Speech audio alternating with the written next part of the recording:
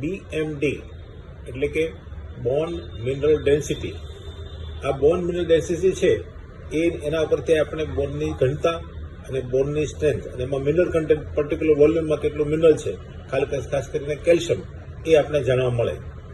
એના બે જે સ્કોર છે, એક ટી સ્કોર છે અને ઝેડ સ્કોર છે. ટી સ્કોર એટલે કે એવરેજ હ્યુમન બિંગમાં કેલ્શિયમની ઘનતા આમાં કેટલી હોવી જોઈએ, એને ટી સ્કોર કહેવાય. પણ same age group, same sex, same environment, એમાં જે બોનની ઘનતા હોય એની કમ્પેર કે એને ઝેડ સ્કોર કહેવાય. નોર્મલી ટી સ્કોર છે એ -1 થી વધારે હોવો જોઈએ. એનાથી નીચે જાય એટલે સજેસ્ટ કરે કે હવે ઘનતા ઓછી થઈ છે. ઝેડ સ્કોરમાં -2.0 થી વધારે હોવું જોઈએ.